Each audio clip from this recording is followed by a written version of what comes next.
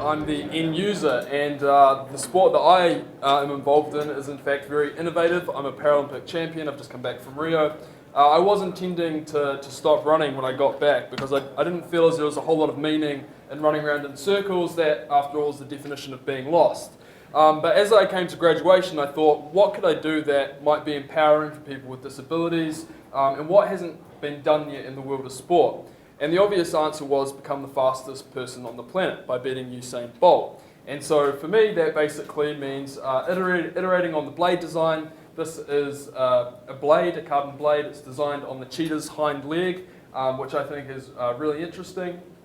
And at the moment, that's my primary goal. I'm heading over to the States in June and then up to Iceland to meet with the company who makes these blades. Also have the fortune of being sponsored by Nike, who will hopefully join in on this, and then potentially some New Zealand companies as well.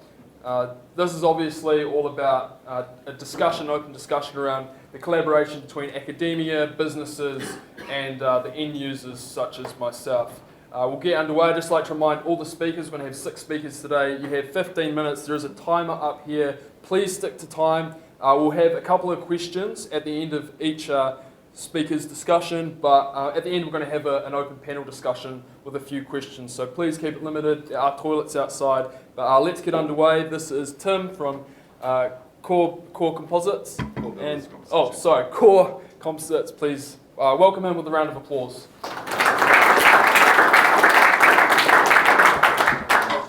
Thank you, Liam. Good morning, ladies and gentlemen. Shame you've got to go to Iceland to build those parts, but there's plenty of composite activity here in New Zealand, and I want to talk to you a little bit about our story and who we are and what we do and how it relates to sport. Okay, right, we'll get the hang of this. So I want to focus this particular talk on a particular aspect of the materials that we use in our industry. Obviously we build boats, carbon fibre products. You're going to hear a lot more about some of the detail about carbon fibre and composites from one of the other speakers today. So I'll just sort of going to talk about the sporting aspects of what we do. Obviously, it's a big industry. I mean, I've been involved in sailing for 30 years. I've watched its professionalisation. I've watched people start to make a lot of money out of it. And I've also watched a lot of money be put into the technology side of it. The America's Cup is very much a technology game. And one of the most radical developments in the sport of sailing is foiling. So that's what I'm going to focus this particular talk on. I'm going to tell you all about foiling, and you're going to see a lot more of it in the months to come, and it's pretty exciting. As you can see, I believe it's undergone a revolution. It's not just sailboats. The analogy of the Wright brothers, I think, is very accurate. I mean, you can just look at the attention we're getting from some of our technology partners like Airbus. They clearly see that flying in the water is a big deal. And the fact that the sports industry, which is the America's Cup, is driving it is pretty cool. And I think a lot of... We're just going to clip this. Yeah, you can't hear me? Yeah, onto here, just for the camera recording. Okay. Is that better? Cool. Okay. And the fact that it's largely privately funded is pretty cool. And believe me, we do not get a chance to prevaricate or take more time than what we've got, because the race doesn't, the race has got a date and we either meet that or we don't do it. So we've always sought to sail fast, right? Bit of background, you can see, the rich history of multi-hull sailing, especially that's how the first settlers got here. And, there's a huge incentive to go fast, not just to win a race, but if you're trying to beat someone or you're trying to get somewhere fast so you don't drive thirst, you want to sail fast. And it's been around for a long time. That one on the left there, that's actually Alexander Graham Bell, believe it or not. He was hooning around at the turn of the century on Lake Michigan. And you got some other attempts at it, but this dude here, Icarus, they probably really got it on the public's attention, and there's a famous speed week that they have here in Weymouth in England, and this was back in the 60s, so it's been around for a while. Now, in 2010, when you probably all saw the debacle that was the America's Cup, as Lingy had it and Larry Ellison's team challenged for it, and America's Cup, can go in many directions, but it's basically governed by a 150-year-old deed of gift which says you can do this, and we built the boat that maxed out the parameters of that particular challenge, which was 90 feet by 90 feet, And we realised that you could displace the boat either up to the point where it's completely out of the water or partially out of the water. It was a hell of a challenge to foil a 90 by 90, but these boards here, you can see the fact that they're curved. It's not just straight to gain direction up to the weather mark. It's also curved to generate lift. And when you generate lift, you reduce the wetted surface of the boat and you're going to go faster. And this is what it resulted in. And believe me, this is a materials workshop, so it's all about the advanced materials. The challenge to do this was all about being able to build a product, which is the foil itself, and not have it break. It's also got to be quite lightweight. You could build them out of steel. They'd actually bend and flex more if they're out of steel, but the problem is that they'd weigh a ton, and they would be very expensive. It's expensive to shape and mill large blocks of steel. So we've been driving a lot of that technology down here in New Zealand, and we came down to New Zealand in 2010 from the States. We established our company in 2000 in Ventura, California, and we moved to Washington, sort of a hotspot of the composites industry up near where Boeing is, in 2005. And we went there because we wanted access to these large CNC machines, which they had, which meant that we could gain a lot more accuracy, specifically in machining the hulls and the tools for these boats. You can see there's a lot of curvature. But ironically, when you're foiling and you're out of the water, the shape of your hull doesn't matter so much. It's more like a foil delivery system. So the focus, we still machine our hulls, and for matters of efficacy, and it is more accurate, it's quicker. It's it's a digitalization of manufacturing, if you like. But now that it's all about the foils, this is why you'll see some criticism about the America's Cup, how people call it a one design. But really, we just look at the hulls and other parts of the boat now as a foil delivery mechanism. So this cup, it'll probably evolve as time goes on, but it's all about the foils and the fact that we've got fixed wing sails, how we control those wing sails. And there's a lot of, believe me, there's a lot more innovation and design and development in there than there was in the previous iteration of the boats when we were designing the whole things. So learning to fly was it didn't happen easily. We had to build, plenty of these. Here, there's a very simple, you can see the rudimentary nature of this foil. It's just a straight L. At this point in the last Cup 2013, we weren't actually allowed to move the rudders. We never anticipated foiling at that point, so we had this rule in there. We didn't want people to foil. We thought it was too dangerous. Thought it was bad enough that we'd gone to multi-hulls with wing sails, let alone flying them. We would have been laughed off the planet if we'd suggested that. But competitors do what they do, and people soon realised that they could foil them, and they were foiling them without moving the rudders. It's sort of like running on one leg, if you like. So that regatta, which you witnessed in 2013 in San Francisco, was pretty amazing that they did foil as much as they did and as efficiently as they did, given you weren't allowed to move the rudder. It's like not moving the flap on the tail of your aeroplane. So you try telling the pilot to fly without moving his rear flap. So back to the work side of it, this is our factory up in Warkworth. These were the foil moulds for the 72. We were applying a lot of CNC techniques to building these foils. It's when you build a foil in the traditional sense and they're quite small, the typical manner is to build them in two halves and glue them together. As the scale increases, that becomes a lot more unreliable, much more of a Hail Mary when you glue them together. It's pretty doubtful what you're going to get. And so we figured a way to build them from one side up using CNC milling techniques.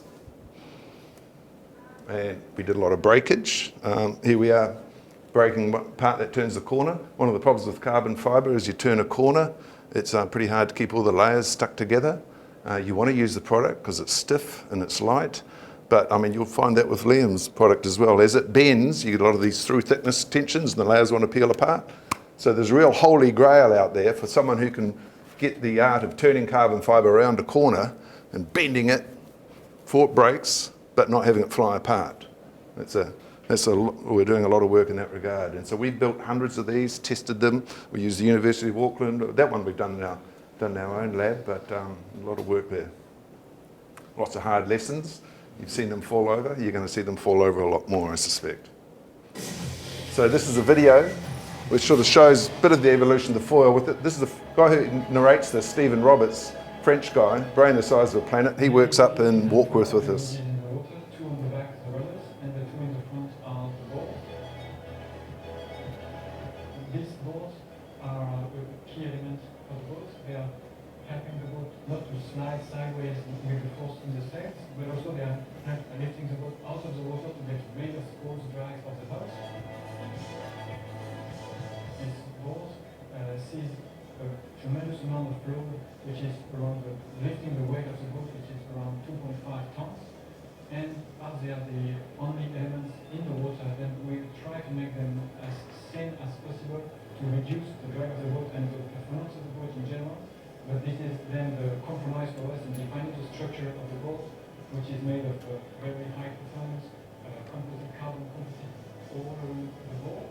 And we want to have a good compromise between the strength of the boat because we want to sustain. We're now allowed to move the rudder, so now we can really foil. Now they're foiling upwind, for example, which they didn't do before.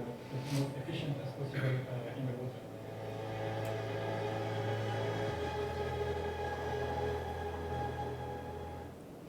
So we can see composite technology increases human potential.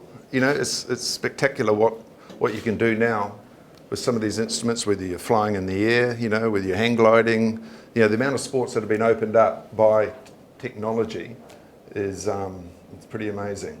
So, you know, I'd like to think that, you know, these radical ideas that people have of what they're going to do with their body, what they're going to hang on to, what they're going to jump on, what they're going to fly with, is made possible because of these advances in technology and composites in particular. It becomes lighter, stronger, and, you know, with the drive to compete and beat someone, you're going to produce, you know, you're going to push your productivity and your manufacturing capacity. And the fact that the human body's got to react to some of these things, as an ex-windsurfer, I can tell you, when I used to windsurf before harnesses were invented, it's very hard on your body. So the technology needs to keep pace with the forces that it's exerting on the body. Now, there's been an explosion in foiling craft. Who would have believed it? I mean, you go out there and you'll see all sorts of things of foiling, you know, paddle boards, windsurf, surfboards, wakeboards, moths, little yachts. These are the windsurfers. The one I like is this guy here, Kai Lenny. He's done 20 miles out there in the ocean just with a paddleboard and a paddle, and they just drop him off and he keeps paddling, catches a couple of waves, he's up, and he's stayed on a foil 20, 30 minutes in the open ocean just with the paddle on a foil. Who would have believed it?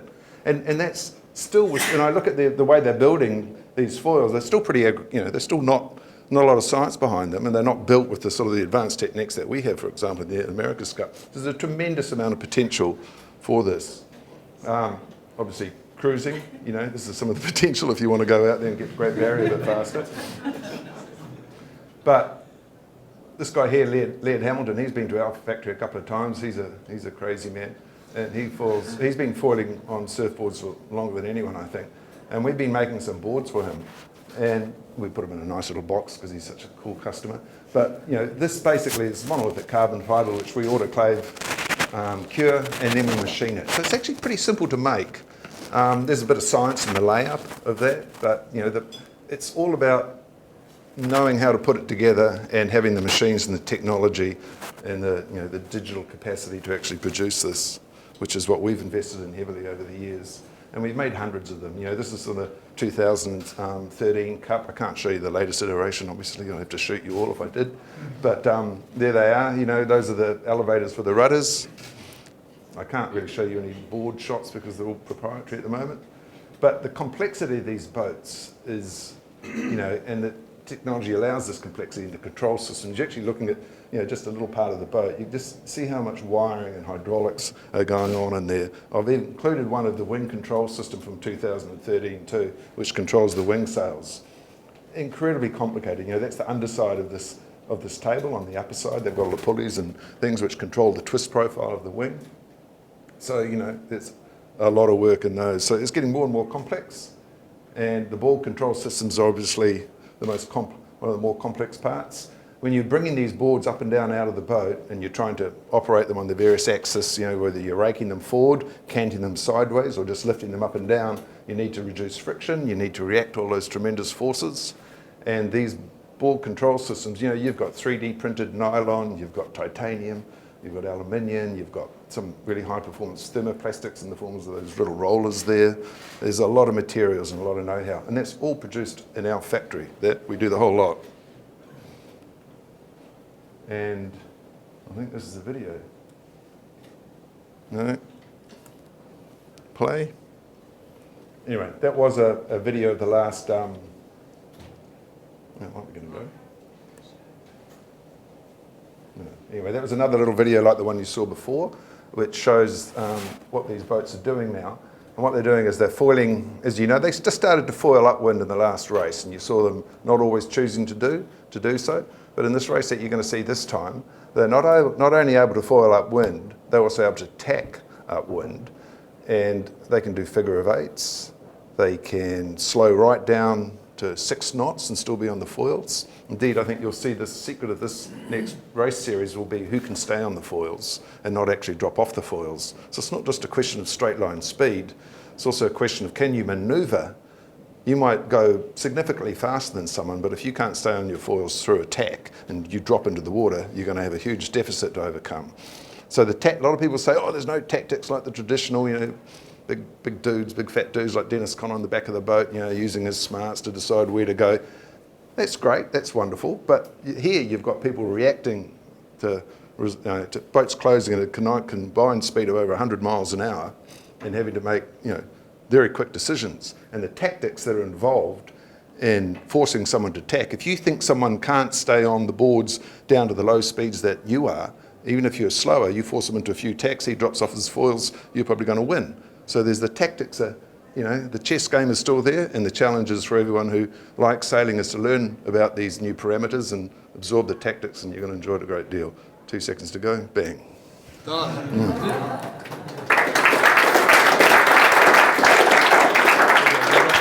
Yep. We do have a few minutes to ask Timmy questions. Does anyone have? I got a question. Who do you think is going to win? Well, Artemis is looking pretty good right now. And we've been working hard. But all these boats, I tell you, they're out there the other day for these race series. And people go, oh, this boat's faster, that boat's faster. But it's more of a sailing race now than it ever was. And the training that the athletes, they're real, it's one of the most athletic pursuits you can do now, I think, sailing one of these things. The heart rates that they're achieving, producing the hydraulic pressure whether they're cycling or grinding, the running across the nets, the balancing, the ducking and diving and dodging. It's a young man's game, and it's intensely athletic. So you'll see much more of a human factor contributing to who's going to win this time round, I think. Awesome, thank you very much. No And worries. any questions can be asked at the end of the panel discussion.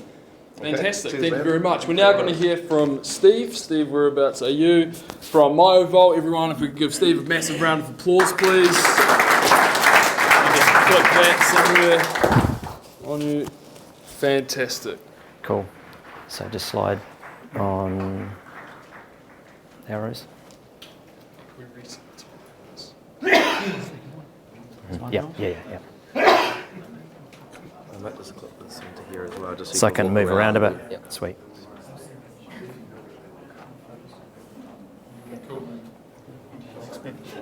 Good stuff. Cool. So I'm from Myovolt, which is a performance enhancement and recovery enhancement technology company.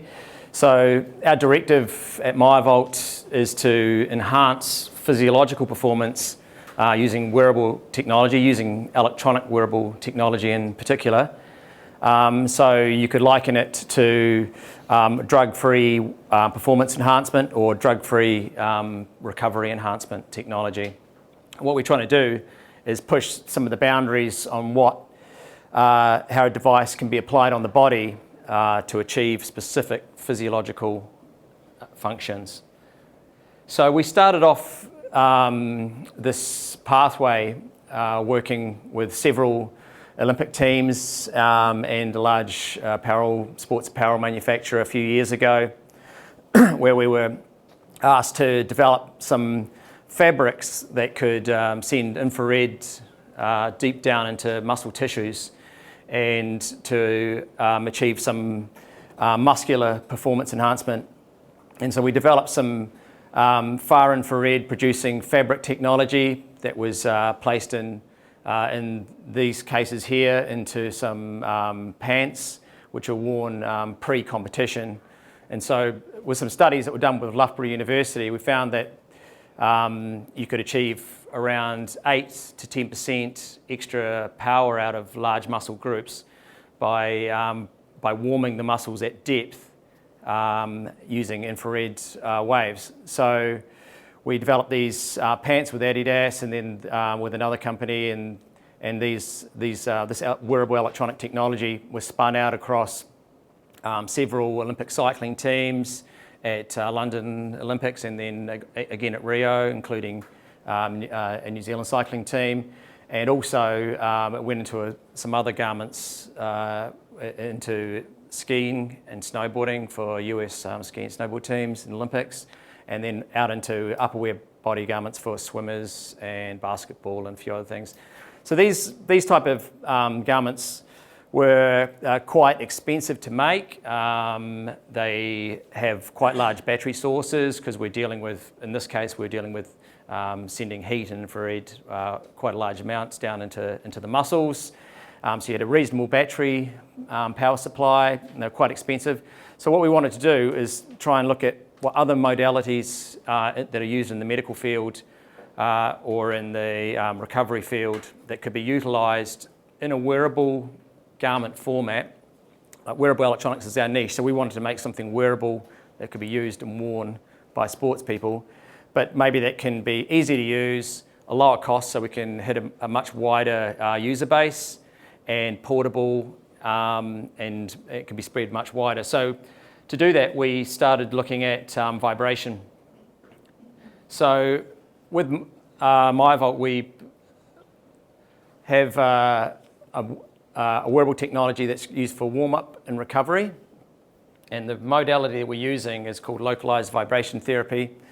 So this is a set range of vibration frequencies that you send down into the soft tissues of muscles, joints, or any soft tissues. And currently they're medically used to increase circulation in those body parts. They're used by sports doctors, some physiotherapists use them. They're used in a medical environment with mostly with a handheld tool that looks a little bit like a electric orbital sander. And you lay a patient down and apply the technology like you would an ultrasound in a physiotherapist environment onto their body parts to treat a certain area. And it's quite a large hand tool. And what we wanted to do is to make this into a wearable and a miniaturized format. So that's the technology. So we put the localized vibration therapy into a wearable format module, and then put that into a garment that can be worn. So what does localized vibration therapy do? So first of all, you can reduce the soreness of an injured muscle or a partially injured muscle, partially injured joint. You can also reduce soreness relating to the onset of soreness relating to damage that you do through hard training, hard exercise. Any athlete who does a lot of hard training will experience soreness 24, 48, 72 hours after. And localized vibration therapy can reduce the onset of that soreness. You can also increase range of motion and flexibility. That's due to increasing the localized circulation in the muscles and joints. So you can also recover from minor damage or other injury indirectly by increasing the flexibility and range of motion and get back into training faster. I've already talked about circulation. So then one of the key modalities of localized vibration therapy is that you have a vascular improvement of circulation through a tissue, and a lot of these effects are due to that. You can also warm up muscles and ligaments. So this is what spun out of our infrared warming fabrics research, is that initially we were looking at the warm-up modality of this technology and how it can be used to warm up a muscle pre-competition or pre-sports to either reduce injury risk or to get more power out of the muscle group. And we've got some validation studies to show that it can do both of those. And if you can achieve all of those things there, you can also speed up muscle recovery. So we also have done some testing on some metrics looking at creatine kinase build up from injured muscle, and through a mixture of muscle spindle stretching due to the vibration and also circulation improvement, then you can also increase the recovery rate as shown by CK production. So they're the main functions that MyVault can perform. So what we did to get down to the sort of material technology involved, we basically looked at the vibration frequencies that we needed to achieve this type of technology in a wearable format. So we worked and developed some miniaturized actuators. These are like eccentric motorized vibrator actuators. So they're like more powerful versions of the vibrators that you find in mobile phones. They're flat format, but they're still 3 watts of power, so you can get vibration up to 120 millimeters into soft tissues. So even on some of the big cycling guys, that's most of the way down into the quads. And then we distributed those around in a soft material. So this is like a blown EVA and fabric composite. All the electronics are housed inside this soft foam, and it's very conformable around 3-dimensional shapes. Obviously, we have a power source built in, and have them rechargeable, and some control system as well. You can control these either directly through switch control, or you can control them wirelessly using an app integrator as well, using Bluetooth. So the idea was to design several muscle group modules that can cover most of the joints and muscle regions around the body.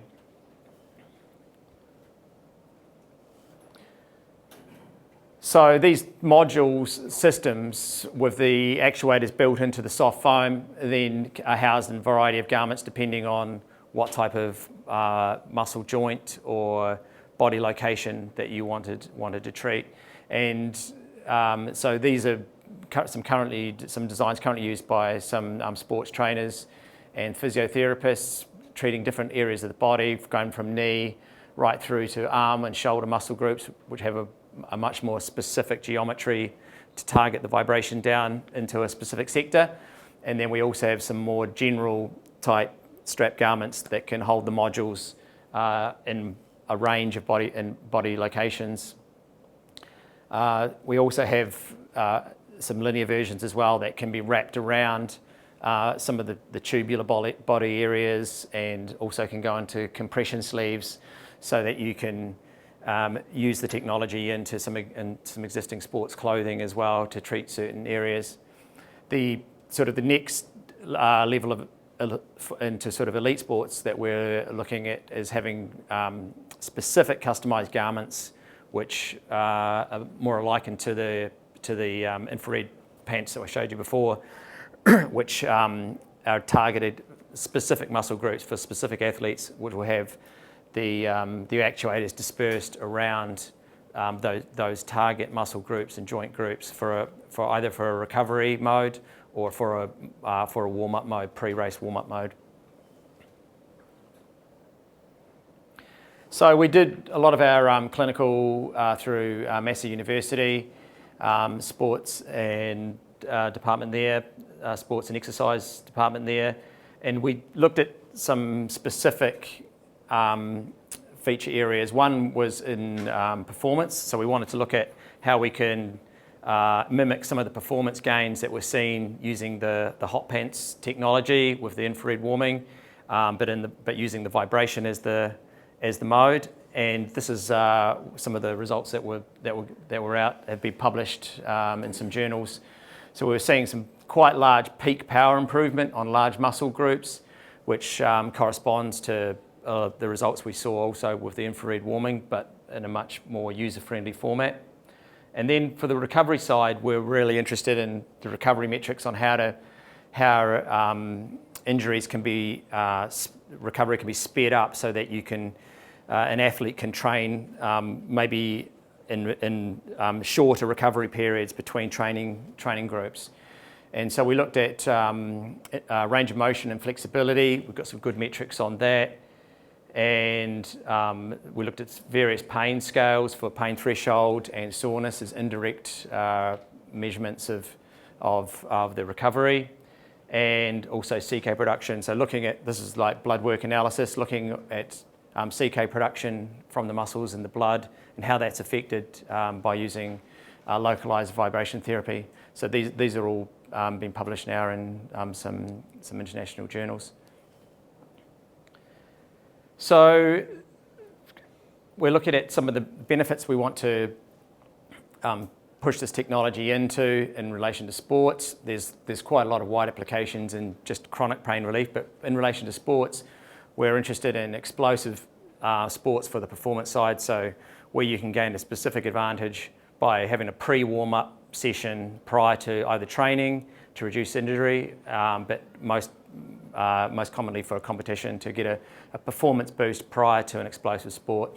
Any of the off-the-mark type sports, cycling, rowing, gains to be had in rugby, swimming, where you can use a technology to boost a muscle or a muscle group prior to getting out into the competition. There's a good flexibility and range of motion metrics, which would be great for some of like gymnastics, martial arts, anywhere where flexibility increase prior to training, prior to the sport, either to reduce injury or to increase performance during that sport. And so basically we were looking at ways that the athlete can recover faster and reduce soreness in between the training programs, and other two things we're trying to achieve with it. So that's just a bit of an introduction about MyVault. I think I'm still well on time, so any questions are welcome.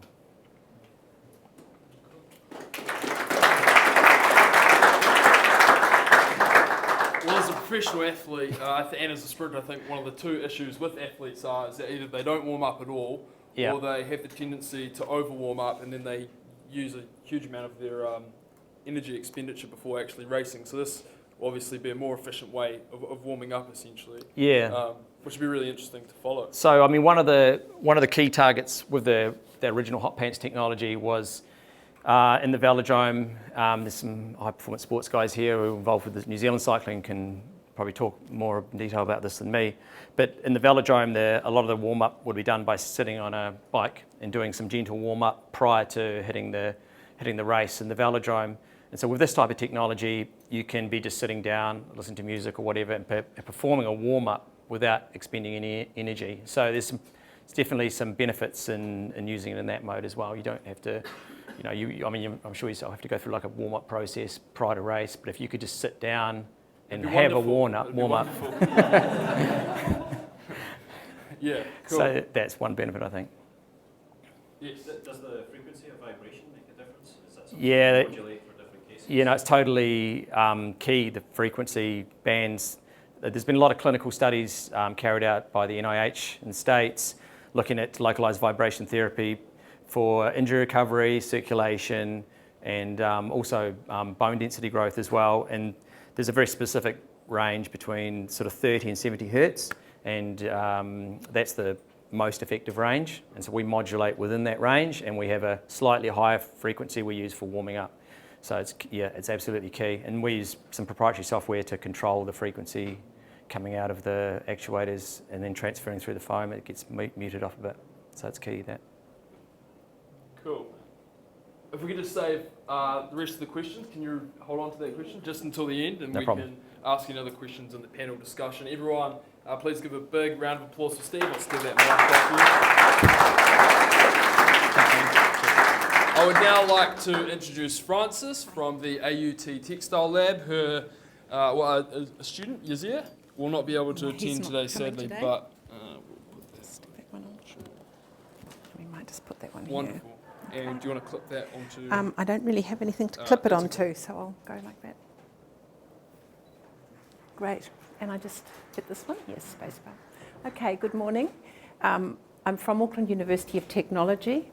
I'm here representing two entities at AUT. The first one is the Textile and Design Lab, which is quite a unique resource in New Zealand. It's focused very much on innovation and value creation through the use of design and new textile technologies. The second organisation I'm the director of is CoLab, which is, we call it a collaboratory for research and development using creative technologies. And one of the key points of focus in CoLab is collaboration, recognising that in a lot of emerging areas using new technologies, it requires input from people from different disciplines and for them working in collaboration. And certainly the smart textiles area is an area that's a very multidisciplinary one. At AUT, I've worked very hard to put together a team that involves textile designers, product designers, electrical and mechanical engineers, and also subject specialists, so in areas that we might be looking at developing applications, physiotherapy, podiatry, sports performance, for example. Today I'm going to talk about smart textiles, but particularly about electronic or e-textiles, and also about some of the textile technologies that we have access to. Because there's a very big issue with smart textiles and using smart textiles in applications. If you're coming from the apparel industry, people in the apparel industry don't know how to work with electronics, and people from the electronics industry don't know how to make garments or to make textiles.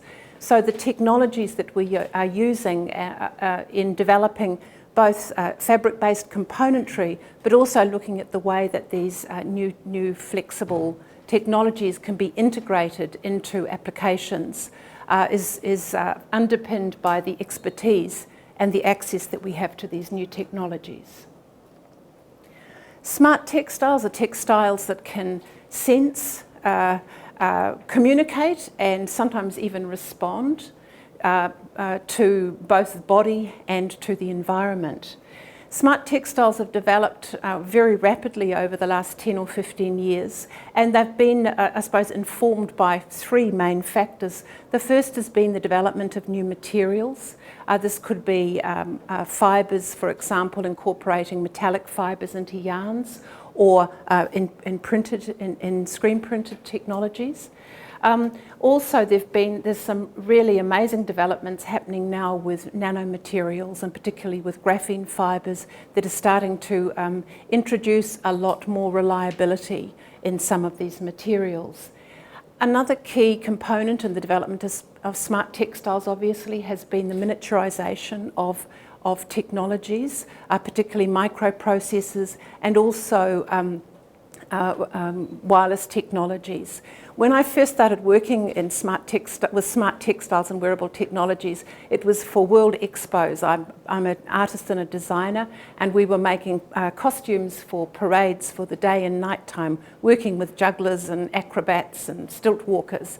And the size of the electronic components, we thought we were really smart because we had battery packs that were that big and weighed a ton, and we actually had to create pockets to put the batteries in because otherwise the performers couldn't move. So the miniaturisation of new technologies has been a really key part. And the other dimension of smart textiles is actually a very old dimension of textiles. That is to do with the structure of textiles and the way that one can actually start to use the mechanical behaviour of the textiles if you're using new materials, if you're linking them to these to electronic and digital components, that you can actually start to use the structure of the textiles as part of the function, the electronic function. There are a number of different types of textiles. I don't know whether people know much about textile structures. There are woven textiles, which are much more stable because the fibres are at right angles to one another and interwoven. There are felted textiles, which are pressed and actually quite unstructured, and knitted textiles, and we do a lot of work at AUT with knitted textiles. The wonderful thing and the problem with knitted textiles is that they are very flexible, they're very conformable, but actually dimensionally they're quite unstable. They're anisotrophic, so they stretch differently in different dimensions, and this can be quite useful and also quite a difficult property. Smart textiles, of course, is a big area of smart textiles that's used in terms of wearable technologies, particularly in military, health and sports applications. But of course, there's a lot of work going on with smart textiles in non-wearable applications, so geotextiles, architectural textiles, other sorts of areas. What really interests us with textiles and with smart textiles is the way that they relate to the body and the way that we're used to wearing them. They are part of our daily lives. Textiles have always been thought of as described as a second skin. We've used textiles for thousands of years for protection, to keep us warm, to keep us cool, to keep us dry. But if we start introducing smartness to textiles, then we can really extend that metaphor out, and the textile becomes an interface between the body and the environment, but also an interface to a whole lot of information that we can gather through these new materials. One of the pioneers of smart textile development, Tilak Dias from Nottingham Trent University, talks about the holy grail of smart textiles as being the development of wearable, washable, drapable computers, which is a quote I really love because it gives some idea of the potential of these new materials and new approaches. Often with wearable technologies that we strap onto the body, I know with Fitbits and things like that, you forget to put it on or it drops off, you lose it. I'm not going to forget to put my shirt on. And so there's a whole sort of practicability of things, but there's also a lot of really interesting work being done by research groups, one particular in Holland, looking at therapeutic devices incorporated into clothing, particularly for elderly people. And there's a whole acceptance of those technologies put into these things that we're used to wearing, where they're part of our lives. And so while there's still a number of problems with smart textiles, there's also a lot of opportunities, I think, particularly in this usability and the fact that people will actually use them more on an everyday basis. There are a number of products that have come onto the market. Some of the early smart shirts and smart bras that came onto the market for sports people were unreliable. The Ralph Lauren Polotech shirt, which was released a couple of years ago, which monitors heart rate, respiration rate, and also performance, linked, of course, to a mobile training platform, is certainly one of the most developed products on the market. And the Ombra Smart Running Bra, which is is also linked to a training program. The Ombra bra, I think, is a really interesting marketing exercise. They talk about this being a bra that will make women runners mindful, which is an interesting way of thinking about a bra. But this is because the biofeedback that's given will help you then improve your performance and also make you aware or more aware of how you can prevent injuries and develop as a sports person. With the group that we've got at AUT, we've got expertise, but one of the other key things is that we've got access to some really interesting textile technologies, and that's quite unique in New Zealand. I can't talk about them all today, but I'm going to talk about a couple of them. The first one is seamless or whole garment knitting. And the miracle of seamless technology is that you can produce a whole garment in one piece. So a bit like 3D printing with knitting, and what this does, it means that it saves a lot of labour costs. You waste far less material because you don't have to cut things out of a flat piece of fabric and shape them around and stitch them up. It's also got some remarkable properties in terms of the lack of seams mean that garments are much more comfortable. You don't get chafing. Companies, and Nike, I'm going to give a big cheer to because they've been really remarkable with these particular technologies. As you can see from the red shirt at the top, that the lack of seams in that means that it's going to be much more comfortable. You can also work with three-dimensional shape to get much better fit. And also you can start to use different stitch structures and different yarn combinations to actually engineer garments in really interesting ways. Obviously there's a lot of shirts, rugby shirts, there's quite a lot of garments now on the market that start using these particular features. But the idea that you can start to build stretch, support, breathability into the garment itself rather than having to actually patch in different types of textiles or punch holes and things. The breakthrough that Nike made with this technology was in the development of fly-knit shoes. Does anyone own a pair of fly-knit shoes? I know Liam does, you do. I own 3 pairs as a knitter. What was remarkable with this, in a normal running shoe, you usually have over 20 pieces of fabric or leather or whatever material you're using cut out and stitched together. It's very wasteful, produces a huge amount of waste, but also it's very labour intensive. What Nike did, and a lot of other companies have since followed, is actually produce the whole upper in a single piece.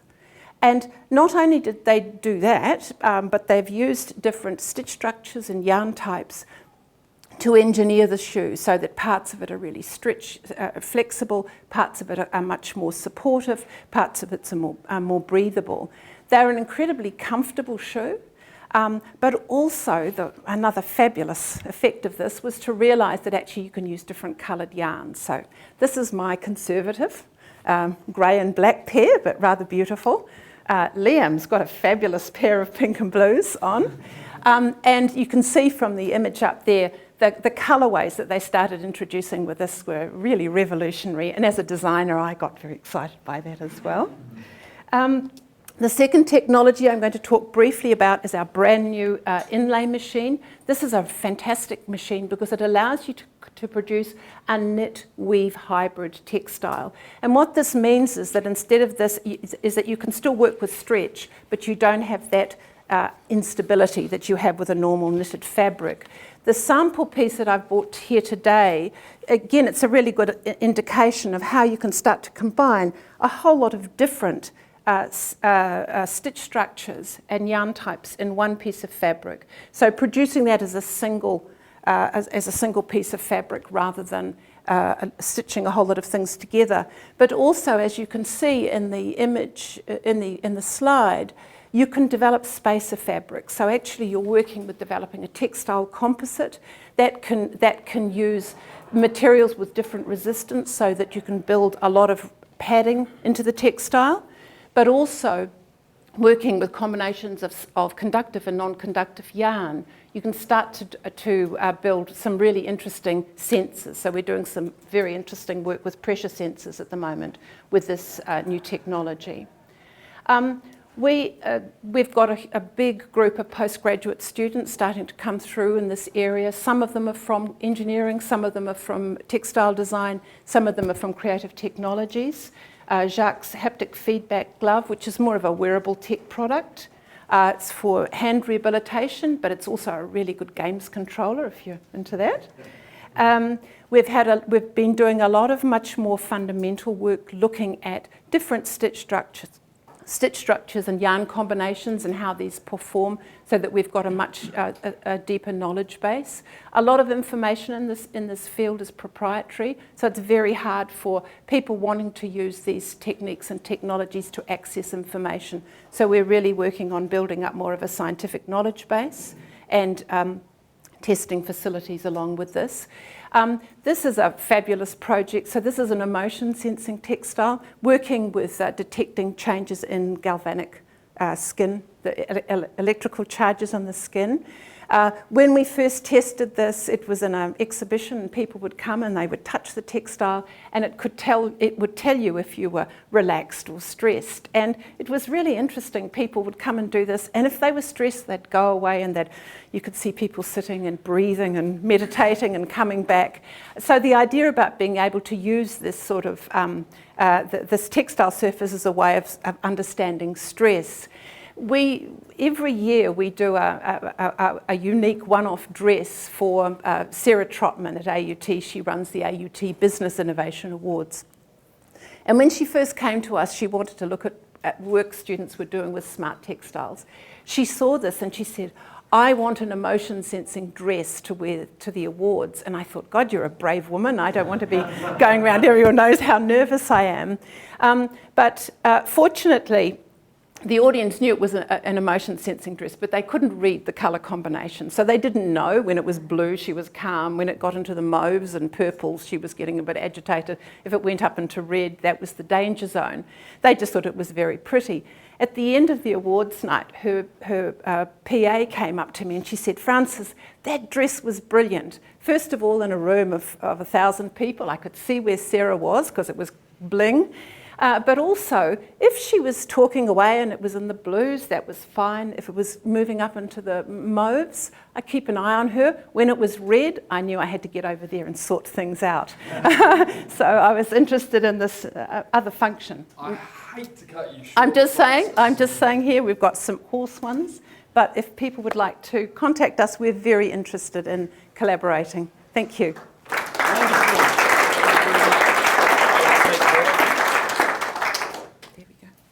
Mark from I Measure You, could you please come up to the stage?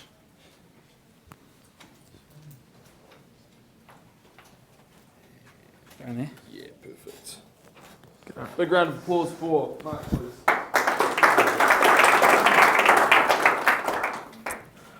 Awesome. Hey guys, how we going? Good.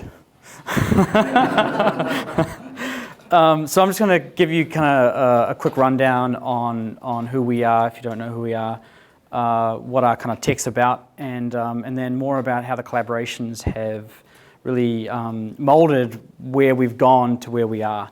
And we've got some kind of cool, fun stories that we can kind of talk through. That it's a short slideshow, so it's more just me talking. So I guess we're here for hardware. You know, this is sort of our underlying sensing technology that we have, that I kind of invented in the early stages of my master's, and then commercialized this company outside of the university. Stephen actually was my commercialization manager, at the uni. And so this is just a typical IMU, right? You have your accelerometers, your gyroscopes, and your compasses. And was pretty novel in the sense that the way it got miniaturized and the battery kind of consumption, and also the sampling frequencies that we were able to get, which actually opened up new avenues of research and which inevitably sort of pushed into our products, right?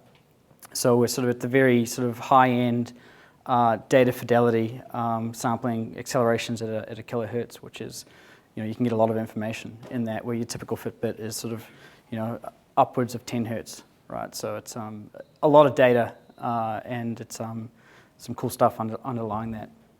So going into sort of the research, I guess the start of the collaborations. Initially, we as a startup, you try and find people to sort of work with the ideas that you have, and we started working with a woman called Irene Davis out of Harvard University. And I don't know if any of you are runners and have read the Born to Run book, right? Yeah. So the 4-foot running as opposed to heel strike running. So she is the researcher that drove that whole running movement, right? And because of the sort of the size and fidelity of these sensors, we were actually able to identify whether you're running on the 4-foot or the heel strike, right? So we went through, initially, you can kind of see this is just a dumbed down version of what we're looking at, but the heel strike, you have a high peak typically, and the 4-foot, you can actually have a different strike profile. And with some machine learning, you can pull that data in and give feedback to the person. So we developed this in conjunction with sort of Runkeeper. I don't know if you guys know Runkeeper, the running track app, and the Harvard group. We synced our sensors into the Runkeeper apps, right? And we did a pilot study with the US military where the 100 of their cadets went through Irene's strengthening program to make the transition to 4-foot running, right? And then used our sensors when they were out in the wild doing their running, and we gave them feedback on how effectively they were making that transition, right? So we'd tell them every 5 minutes whether they were, because the idea of feedback is difficult because you don't want every strike because you won't listen to it. So you give them a summed feedback every sort of 5 or so minutes to tell them you're doing well, actually now that you're getting tired, you're not doing well. So it sort of gives them some sort of closed loop feedback based on what they're doing. Right, so the idea behind that was cool, and we thought there was some legs with that in the in the commercial market, right, the consumer space. And as you heard Brian talk today, runners don't like spending money. So what we did, we actually partnered with Harvard and Runkeeper, and we put together this crowdfunding campaign in the US. So we got ourselves, the PR agency. We got a consultant to put together the campaign. So we did everything that we could have done, and it was unsuccessful. And that really kind of sort of drove home to, the value of this stuff doesn't sit with the runners, right? The consumer, it may get there, but this was 3 or 4 years ago, and it's not there yet, right? You talk to this about people and say, oh, well, I got a Fitbit, can't that do it? And sort of, you just have that sort of loss of education. So we kind of went back to square one and sort of, where are our sort of main contracts in high performance sport, right? So we kind of went back to the drawing board and really focused on those value customers and what we can kind of sort of bring out of that, right? So we had a long, sort of long-lasting relationship with the Australian Institute of Sport, working with their high professional athletes. And one of the guys there went across he got poached by the 76ers, and he had been using our tech there, and he got called in to rehabilitate this giant here, who I don't know if any of you guys follow the NBA. Joel Embiid was number 3 draft pick a couple of years ago, and he was number 3 with a broken foot, right? So he had a broken foot and was picked 3rd. He had surgery, they rehabilitated him, he got it injured in his first training game back, right? So they had surgery again, so they called our friend from the IS in to manage his return to play, right? And they had to make sure that this sort of $100 million asset is not going to break again. So we ended up sort of building, sort of a sub-function of what we, using these sensors and our algorithms and our ideas to really to manage this return to play, right? So that's kind of sort of really molded to where we are now and what we're doing now, right? So the idea is that, we have these sensors that these athletes wear every day, right, in every training, and every step is measured, right? And then sort of we have a sort of a data pipeline that uploads that to the cloud. We have an online database and a dashboard that's online that you can kind of give feedback at the end of the session on how well that person was doing. And you have the synchronicity between the two, so we can synchronize up to 8 of these sensors, which is quite cool. So they have the left and right, so you can literally see the left and right footsteps of these people. And then when they jump, they land at the same time. So the data's sort of the peaks at the same time. But, it really, the coaches don't care about the data, right, that comes out of these things. They want to know if my player is ready to go, or if what are the flags, right? So you kind of change your sales pitch, right? If I'm talking to researchers, it's like, kilohertz and, data integrity, everything. It's like, well, I don't get that. It's like, what does it do for me? So sort of that change in mindset to, working with the customer, right, to develop your solution and develop how you talk to these people sort of has really molded over time, right? So, I'd been lucky enough to travel with the team a couple of times, and he played his first game in the NBA this season, just finishing. And so this is actually before that game. So I was down courtside with him, which was quite cool. And, once you get sort of embedded in these teams, right, they're calling it the Sixers curse now. So Ben Simmons, I don't know if any of you follow him, but he was the Australian he was first round draft pick last year, right? And he got injured in training camp before the season started. So, it's unfortunate for him, but kind of cool for us that, we had developed this solution for this team to bring back these giants from injury, right? And now, like I was at training camp when it happened, and we went to the hospital and got him x-rayed, and it's like, oh, yes, he had a broken foot again. And so we have been managing his return to play from day one, right? So it's once you're embedded in these teams and you build these solutions and ideas for the customers, right? You really work on that value and that sort of that closed loop iteration of what do you need, build it. What do you need, build it, right? And so now, we're working towards sort of an MVP that we can sort of push out to the rest of the NBA. So we working with the OKC guys as well on some of their players. But it's kind of cool sort of being able to travel around with these giants, these NBAs, right? And that kind of comes to the importance of the interaction with customers and clients, right? And because they're all in the US and we are based here in New Zealand, we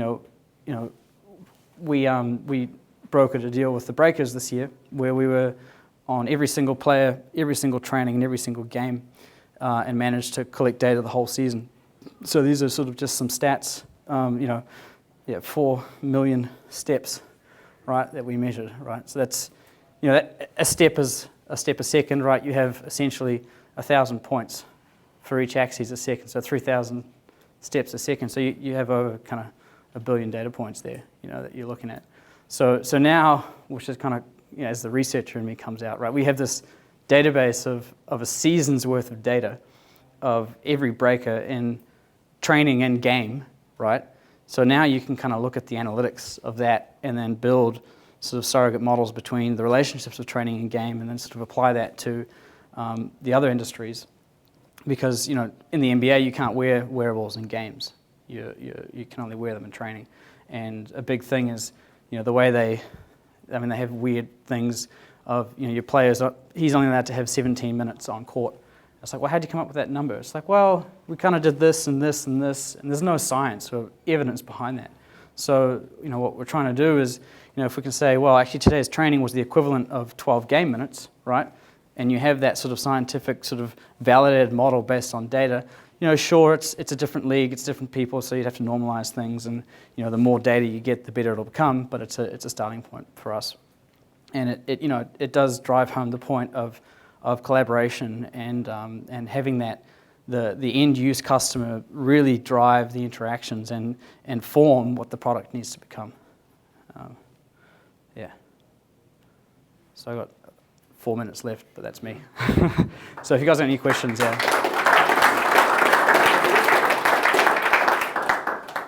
there any questions for Mark? Yeah. What do you actually look for in the data, in terms of rehabbing people? So I guess we identify steps, right? Intensity of steps, the symmetry of steps, and kind of bracket them into high, medium, low. Very, very simple stuff, actually. And they trying to give them numbers. They want minutes. It's like, okay, well, we'll give you high intensity steps. So I can kind of understand that, right? It's the we have a bone load metric which we're still trying to educate, which is science based. The bone is literally loading, and we can tell you how it looks, right?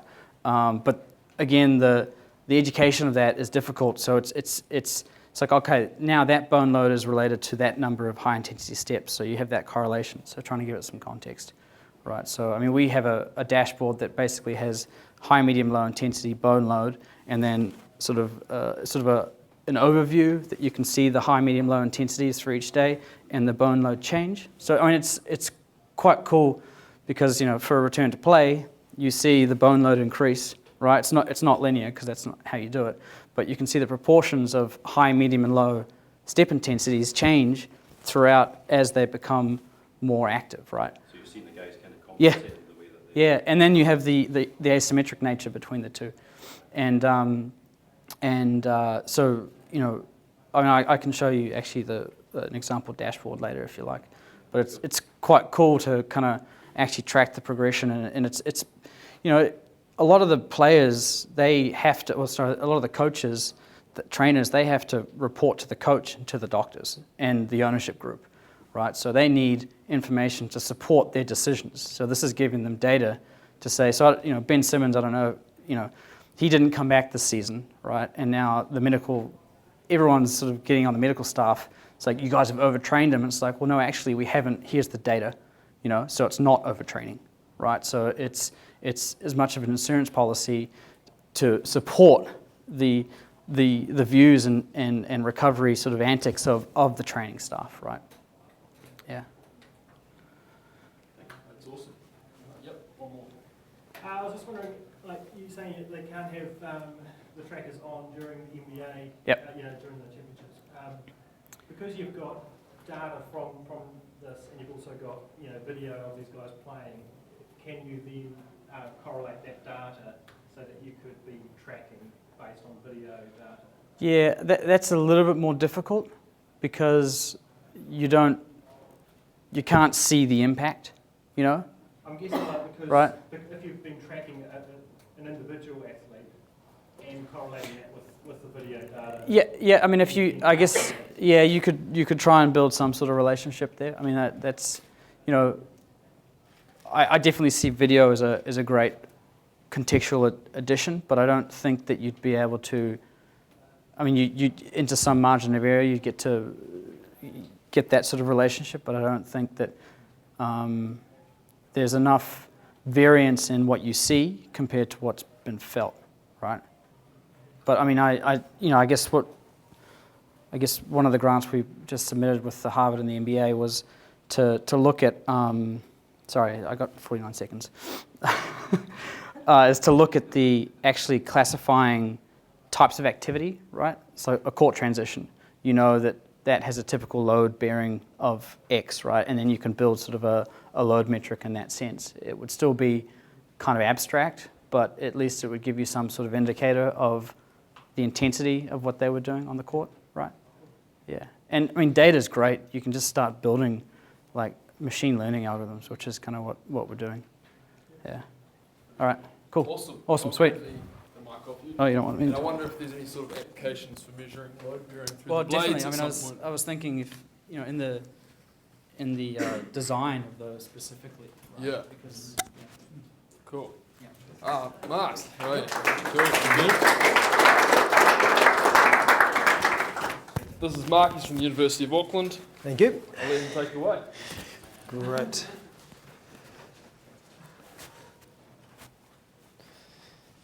Okay, so my name's Mark Batley. I'm from the University of Auckland, and I'll talk just quickly about the different bits I'm involved with there, and then talk a bit more about composites. Really, there's a whole lot of definitions of engineering. This is one I like because it sums up my career. We're trying to model materials that we don't understand into shapes that we can't analyse, to withstand forces that we don't understand. The key bit is we don't want the public to realise how ignorant we are. Unfortunately, they sometimes find out. That's an Australian boat, so that's okay. But yeah, we've had our own, and we actually have to make it as well. So I'll touch on some aspects of manufacturing as well. Tim's given you a good background to some of that. Anyway, who we are, what we do, what are we trying. And this is more about how some of the tools that we use to do some of these things. So Department of Engineering Science really it's a modelling and measurement kind of area. We've got people who do degrees in engineering science, which is operations research. So this is everything from scheduling planes to analysing bank systems, optimisation. We've got this continuum mechanics, which is kind of my area, solids, fluids, and how you put them together. And then there's the whole biomedical engineering, which we've already heard some offshoots of, and you'll hear another one after this.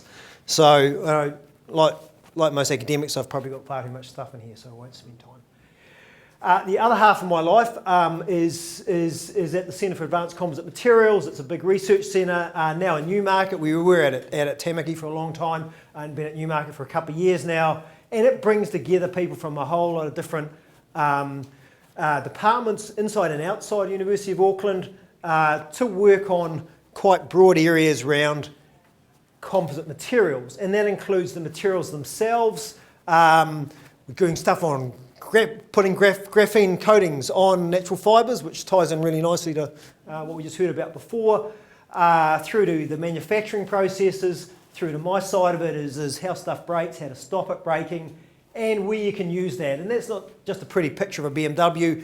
We've got a series of projects underway with BMW, both on how you manufacture stuff and how they perform. Through to new materials for doing tissue scaffold and stents and things like that. So it goes from both traditional engineering through to medical. And the other kind of background one, at this Newmarket campus, it's a couple of years old campus for the University of Auckland. It's a research campus, no teaching, it's all research. but it's got a whole lot of people in different areas, including the cycling guys been spending time in the wind tunnels. There's all the materials and others. One just thing to be aware of is actually we've got a real focus on bringing companies in, so both co-location, and we've got other companies who've shifted to be near us so that they've got better access and so on. So we have some structures and things underway, really trying to work more closely than we already do with companies. And Ateed and Callaghan are supporting that. Okay, so lighter, stronger, faster, that's why we're here. What does the product need to do? So how does it interact with the athlete? So both, we don't want it to break, but we want it to work well. We want to be able to design this. We don't want to have to test everything, much as we like testing things, but how do they behave? We need to understand how the materials behave, how the structure behaves, so that your foils will hopefully stay in one piece. So how do we need to model it, what scale, and how do we actually make sure it works? And then we've got to make it. So I'm going to just give you a few examples of some of the projects we work on that show you some of the things we do in this area. This was what we did. This came out of something where some years ago Ian Ferguson came to us wanting to know how can he reliably make a custom blade, kayak blade for particular athletes. You can't actually quite yet 3D print them, but we'll come back to that later. And so we did some work to work out how to make them. You need to know what you're going to make them out of, which means you've got to know what the loads are, which means you've got to know how it moves through the water and so on.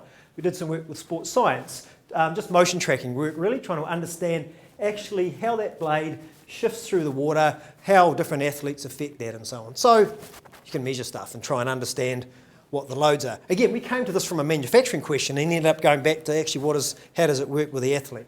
If you don't know that, you can't get very far. A lot of sports, most sports, all sports, are dynamic in some way. We have projects with looking at loads on bikes. So this has got data acquisition gear, it's measuring strain, it's measuring accelerations. Actually, what was interesting here is the difference between having our student riding this and having one of Avanti's pro riders running it. The pro rider's a lot easier on the bike than the cyclist, than the student is.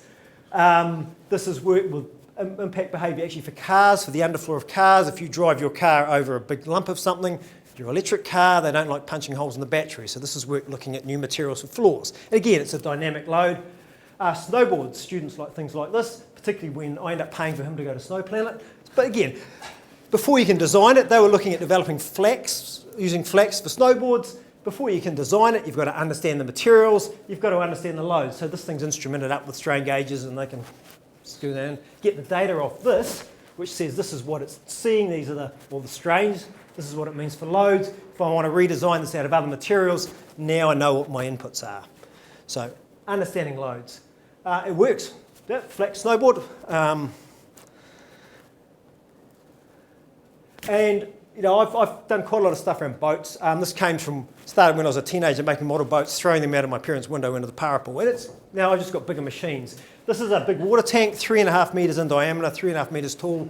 We take sections of boat about this size, impact them into the water really, really quickly. And so we can measure the pressures, we can measure how much it bends, we can measure how much it stretches, and use that to, not just to know what the loads are, but to understand the physics. How much the fact this bends when it hits the water, how much does that change the loads? Because you've got this coupling between, as it changes shape, it changes the pressures and so on. So we want to understand that. And understand how it fails. So we can test materials in small testing machines, we can test them in here. And we've got people coming from all around the world that we do work on that. No one else has been silly enough to make a machine like that. We need to understand the materials. There's a lot of foam used in sporting, whether it's actually even clothing or whether it's part of the bottoms of a boat, the structures. These are actually 3 different types of structural foams. They're all seeing exactly the same load. This is an impact test on them. Some of them explode, some of them crack, some of them just say, hey, it's okay. So trying to understand the differences in these behaviours, how you should, if you do a static test on these, actually this one looks better. This one doesn't look too bad. The energy to break that is 1/10 of what these ones will cope with. So trying to understand that, we can use cameras. So this is measuring using cameras to measure how much the surface of this is stretching. We can listen to it. This is some work, it's called acoustic emission monitoring. You can use, they're basically very sensitive microphones as you load the material up. You bend something, it goes ping. We can hear it going ping a lot sooner than your ear can. So we can see for different types of materials. This one starts going ping really early and then it breaks. This one doesn't start going ping till twice the load level. Actually, their static strength's the same, but fatigue-wise, this is going to be much better than that. And this is actually understanding, in this case, choices that were made from the manufacturing process perspective to make the manufacturing better are actually, depending on quite how you do some of these channels and things in it, can halve or double your kind of fatigue tolerance. So understanding how the materials fail and behave. Okay, so we want to be able to model this, we want to be able to design this because we can't afford to test every possible variation. But part of the question then is, well, what physics do you need to have in your model, particularly in a dynamic case? How can you simplify it? What do you need to include it? If you want to design these things, actually how much physics do you need to build in your model to get that design right? And then you've got the question is, how do you include it? Do you, if you want to model this fluid, this boat heading the water, there's a whole lot of different modelling methods you can use to do that, and they've all got trade-offs between how hard they are to set up, how long they take to run, how accurate they are. So that's where having good quality data on the whatever happens is good, because you can compare your models to that, you can tune them to find out both which is the most accurate and which is the most efficient way to do it. The other thing is scale, and this is where the modelling stuff's really. Traditionally, we did what's called finite element analysis, right? You make lots of little squares, you put the materials in it, you bend it, you twist it, whatever, and that's pretty conventional. But you can also model things now right down to the molecular level. So you go down to engineering conferences now, and people are modelling cracks growing, molecules actually separating. So if we want to model a piece of foam, this is the floor of the car, do we do it here where we just say it's a lump of material and we've got some models as to how that behaves? Do we model each cell here and we can look at what happens to those, or do we do it at a molecular level? How do you tie all those together? And what is realistic to do, what is necessary to do? They all make pretty pictures, but the other question is whether they're right.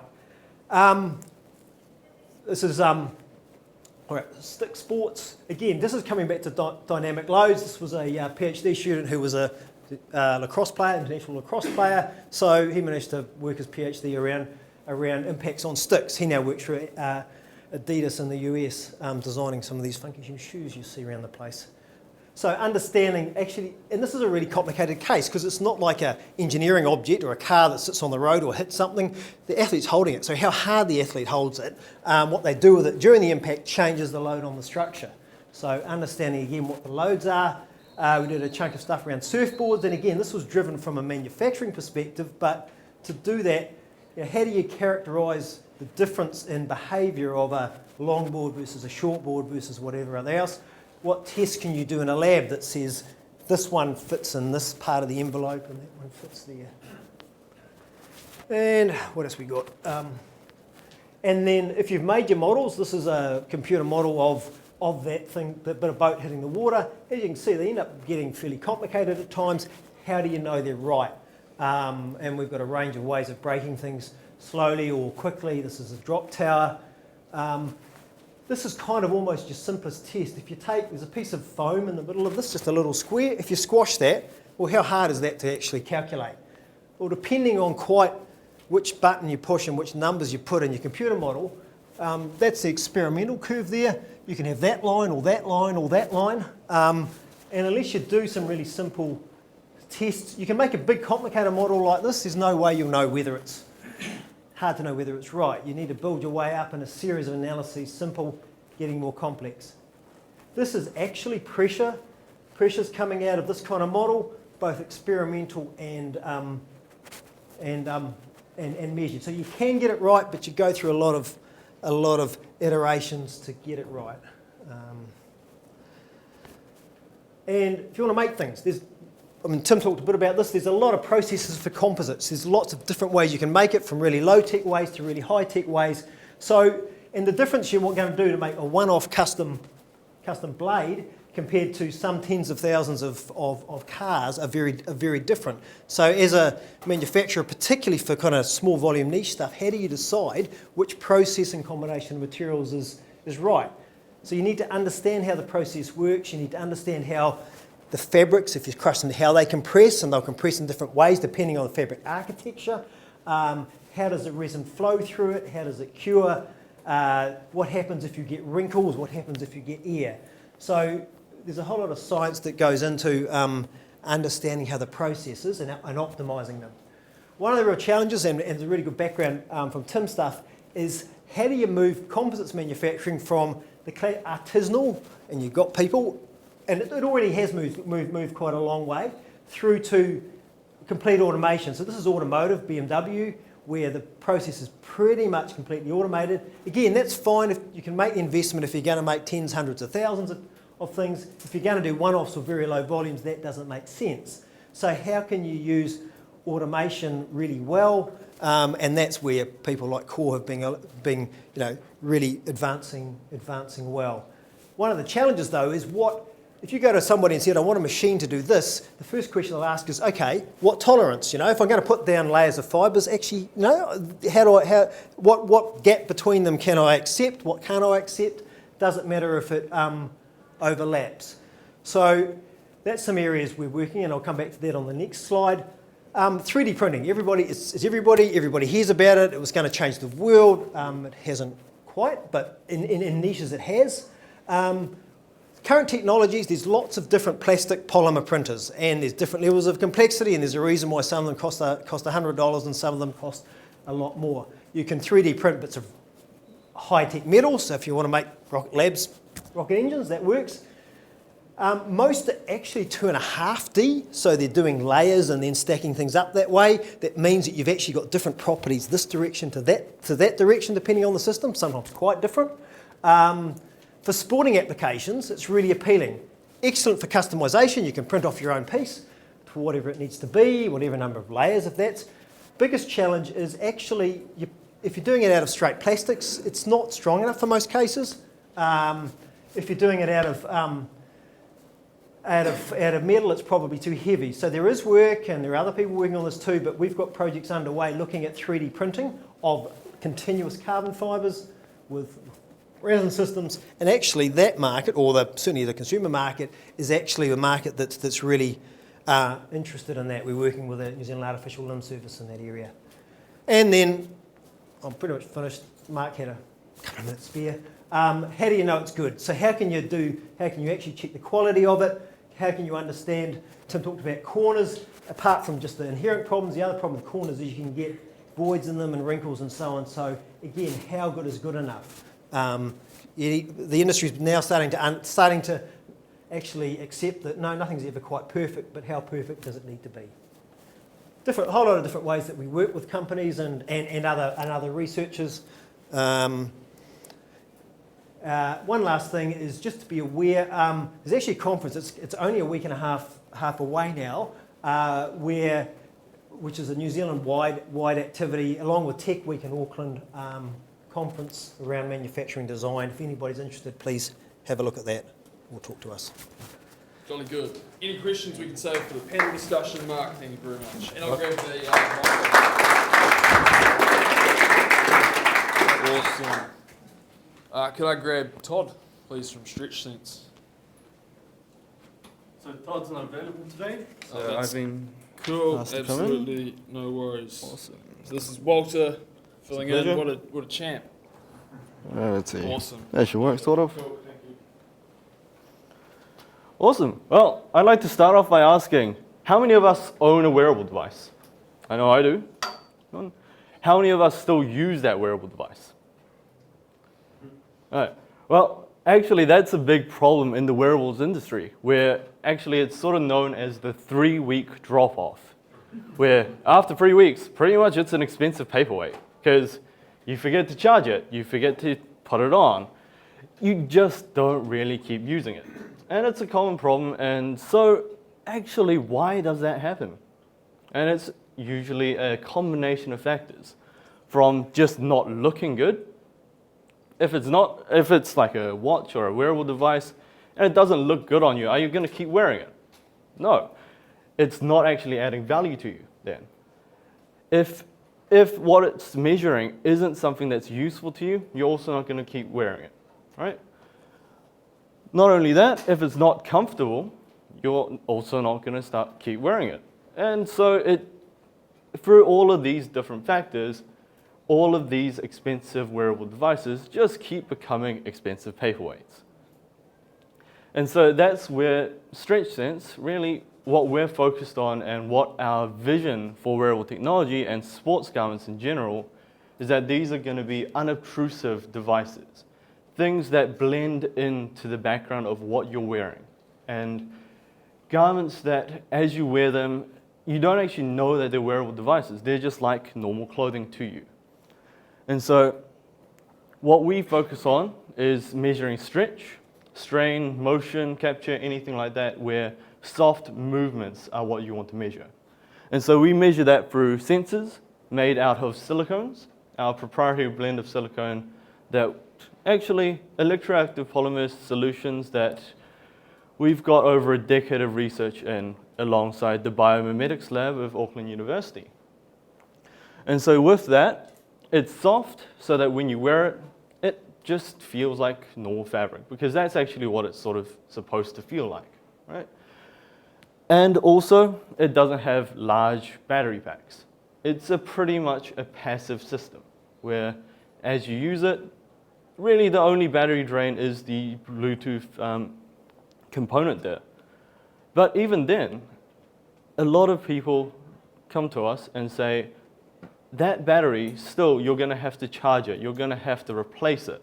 And that's another big part of the problem with wearables today. And that's where we've actually come up with another solution, and that's called energy harvesting. Well, everyone knows what energy harvesting is, but what we've developed is we've developed a soft silicone puck based on the same sensor technology, but used in a different way, where as you move, as you run, as you basically compress this puck, that converts that motion into energy to then power your own wearable devices. And so what our vision for this future of wearables is wearables that don't require you to change your lifestyle to fit them. They'll conform to your lifestyle so that, well, you don't need to change what you're doing. And that way your performance won't suffer from these performance enhancing wearables that are on the market today. Because, well, why are we buying performance enhancing wearables if they're actually making us suffer, right? And so that's actually how we collaborate with our customers as well. We figure out, well, we talk together, we collaborate to understand what the problem is with, well, what problem they're trying to solve. And taking that problem and applying our technology or other technologies and integrating them all into a complete solution with them, talking to their customers with them, figuring out exactly how we can customize the solution to perfectly match what they need and what their customers need. Because in the end, it's not just about the business, it's about actually adding value to our consumers' lives. Because whenever we create a device, I want this device to be so good that I'm going to go out there and buy the device as well. Because really, I'm just a tech geek. I love the technology, and that's why I'm in here. And that's why we want to develop this wearable industry to actually add value to our lives as well, right? And so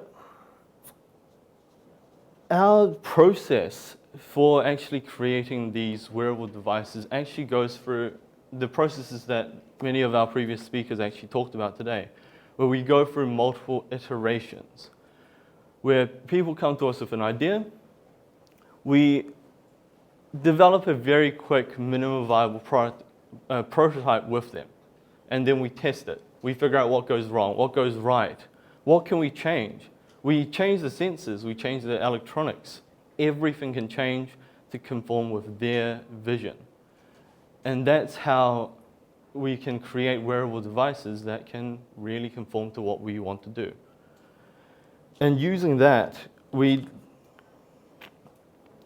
can use these sensors for a whole range of different things because of it, because we're changing the solution to fit what they want to do.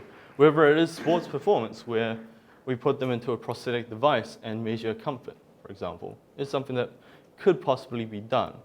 We've previously worked with fashion designers. We were even in Chromat's New York Fashion Week runway show last year. We were even featured on Vogue magazine because of, I'm not a fashion guy, and yet we were featured on Vogue magazine. And that's the direction of wearable technology today, where the technology could even be featured on a runway show because it still looks good and feels good and actually still adds value while doing it. And so it's not just that, though. It's also about the medical components. How can you use this? Because it's got so many wide-ranging applications.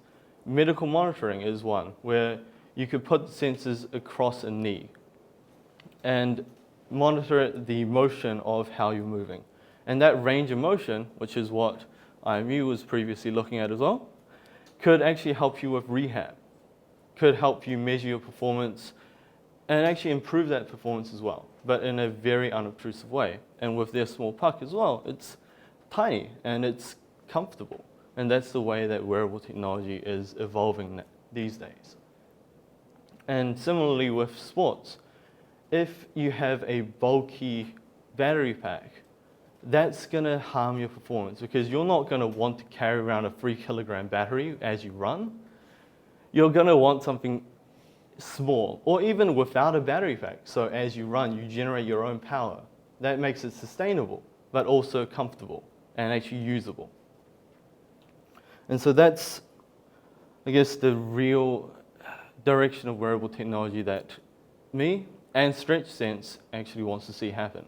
And we're looking to help companies out there, empower them to create such wearable devices that actually don't change the way we live, but just add value to that process and help you live your life better.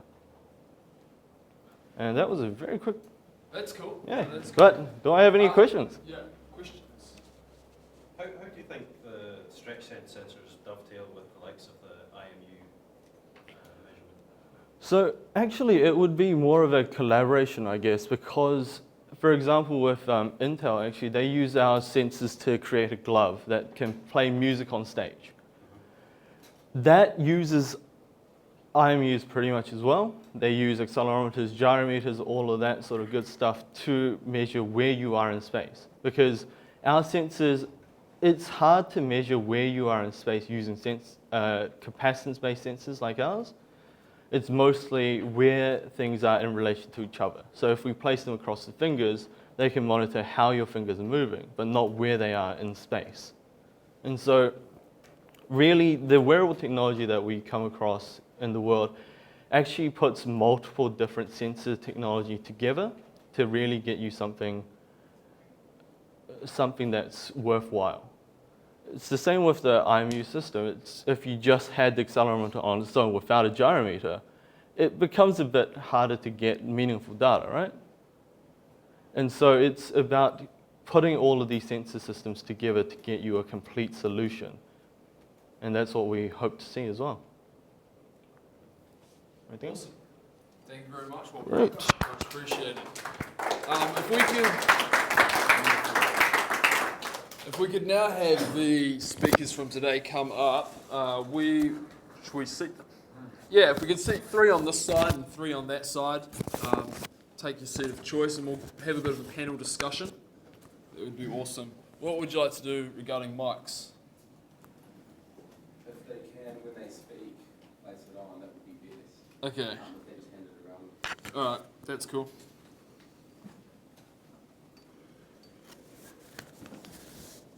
Wonderful. So the panel discussion topic for today is what are the next steps that need to be done here in New Zealand, or even at a broader scope in the globe, to further enable collaboration and commercialisation. But before we actually touch on that, I think, what are the sort of barriers that exist right now here in New Zealand that are restricting commercialisation at the moment in this area of sports performance?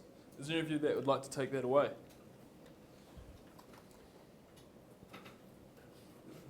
No, none. Well, barriers, I mean, by trading, by exporting, by marketing our products, or?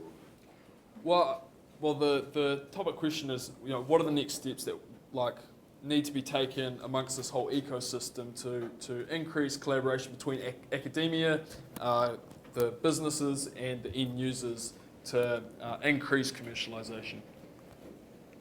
That's a big one. A really complex question. Yeah. Well, from my point of view, I think we need a market, and I see sports as the entertainment industry, and I think it's got consumers out there willing to pay. So obviously, how you market your sport, how you distribute it. In America's Cup, for example, it's hard to attract people unless they're watching television. So you've got to deal with the big television companies to get your product out there, to get your sport out there to sell it.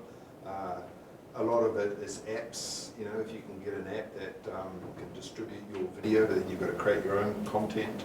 So there's a big barrier, I think, to marketing sports per se, is how you get it out to that target audience and how you get through the gatekeepers to those audiences. So I know that's what's held back the America's Cup a lot, and a lot of other sports.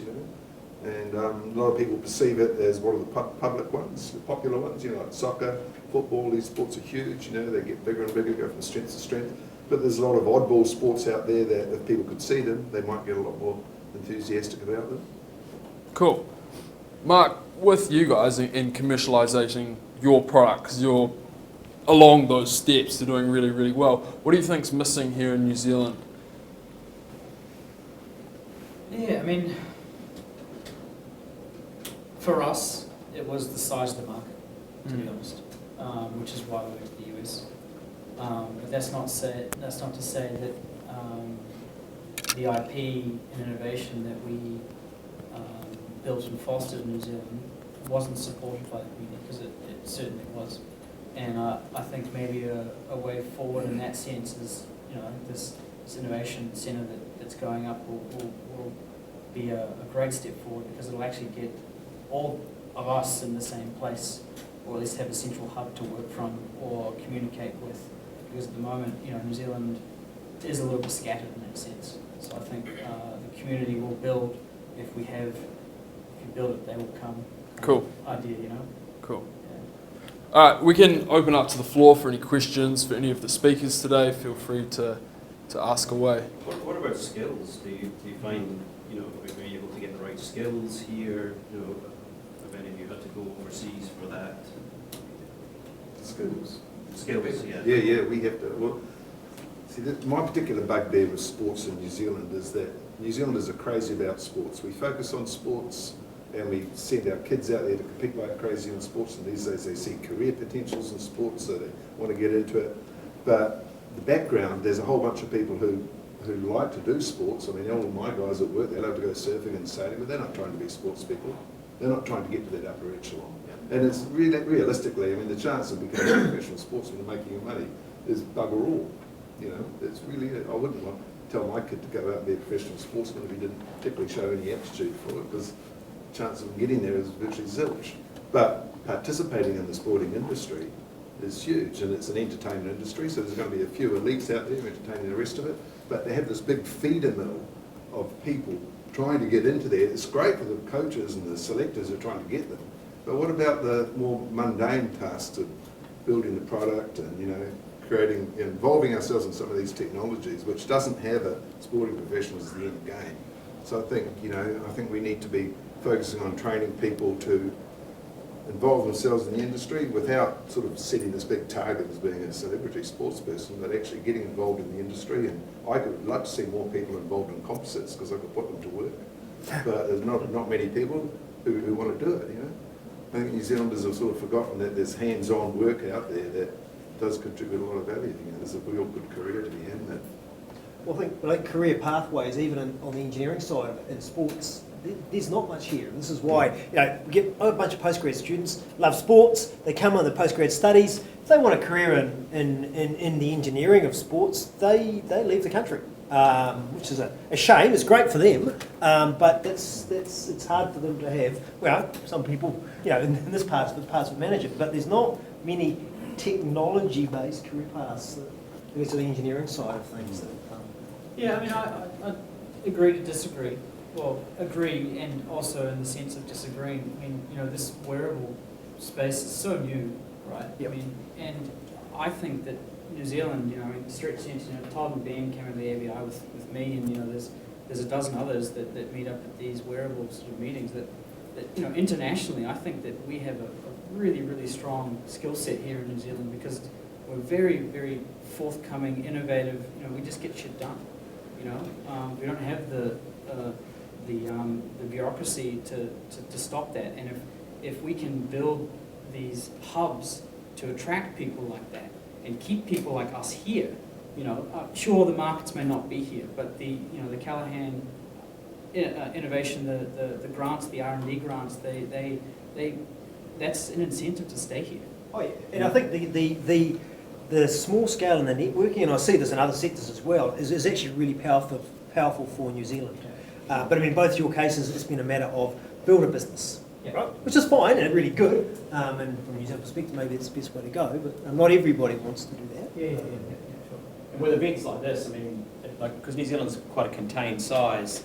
Like I worked in the UK in research industries in wearables for a while, but in New Zealand, with events like this, you can touch quite a broad range of elite sports people and through companies in quite a short time frame, and it's relatively easily accessible. Whereas to do something like that in the US or the UK, you'd be attending a massive conference with a hard way of navigating who to speak to. I think here we can quite easily find the touch points in elite sports and professional sports within New Zealand, but still we've got a great sporting pedigree of New Zealand as well, and our brand is recognised.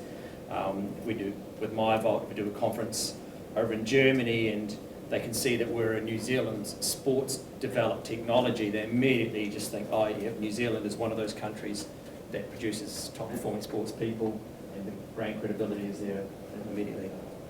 I'm just wondering if, from the marketing perspective, because, by the way, thank you all very much for some great presentations. I've learned more in the last couple of hours than I think I've learned in the last couple of months about all sorts of things. But just thinking about the types of the talent that we have in the country for innovation, and you know, it seems to me that we're world class at many, many things.